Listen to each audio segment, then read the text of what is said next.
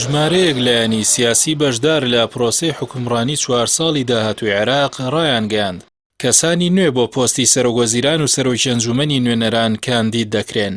ئەوەی دەمێنێتەوە تەنها پۆستی سەرۆکۆمارە کە پشکی کوردە و یەکێتی دەڵێ بەرهەم ساڵح پاڵێوراوی 4 ساڵی داهاتووشە. أن كل الكتل السياسية كردية وسنية وشيعية منقسمة. لەو بارەیەوە عەبدولوهاب بیلاوی ئەندام لە هاوپەیمانی عەزمی سوننەکان لە لێدوانێکی ڕۆژنامەوانی دامەژەی بەوە داوە هاوپەیمانەتێکی کە خاوەنی 34 کورسیە هەریەک لە مەحموود مەشهەدانی و سابد عەباسی و خالید عوبێدی بۆ وەرگرتنی پۆستی سەرۆکی ئەنجومەنی نوێنەران کاندید کردووە و لەبارەی ئەو پرسەوە لێک تێگەیشتنیان لەگەڵ چوارچێوەی هەماهەنگیدا هەیە. لای خۆشیەوە هاوپەیمانەتی تەقەدوم کە ئەویش بە هەمان شێوە لەسەر سوننە ئەژمار دەکرێت بە 37 کورسیەوە محەممەد حەلبوسی سەرۆکی هاوپەیمانەتەکە و سەرۆکی پێشووی پەرلەمان بۆ ئەو پۆستە کاندید دەکاتەوە. لای خۆشەوە حوسێن عامری ئەندام لە بزوتنەوەی حقوق کە بە باڵی سیاسی کەتیبەکانی حیزبوڵای عێراقی دادەنرێت لە لێدوانێکی ڕۆژنامەوانیدا ڕایگەیاند کۆبوونەوەی ئەم دوایی نێوان چوارچێوەی هەماهەنگی و سەرکردەی ڕەوتی سەدر موقتەدا سەدر ئەرێنی بوو، بەڵام لە میانی کۆبوونەوەکەدا باز لەوە نەکراوە سەرۆکوەزیرانی داهاتوو کێ دەبێت.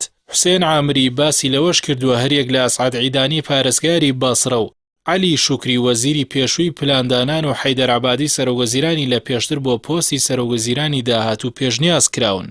لە پرسی پۆستی سەرۆکۆماریشەوە ڕێزان شێخ دلێر ئەندامی خولی پێشووی ئەنجومەنی نوێنەرانی عێراق لە فراکسیۆنی یەکێتی نیشتیمانی کوردستان جەخت دەکاتەوە لەوەی یەکێتی نیشتیمانی کوردستان جگە لە بەرهەم ساڵح کاندیدی دیکەی بۆ پۆستی سەرۆکۆماری داهاتووی عێراق نییە، هەرچەندە هەر لە دوای سەرکەوتنی ڕەوتی سەدر بە پلەی یەکەم لە هەڵبژاردننی پەرلەمانیدا موستەفا کازمی وەک پاڵێوراوی سەرەکی و لە پێشینە بۆ پۆستی سەرۆکوەزیران ناوی دەهێنرا.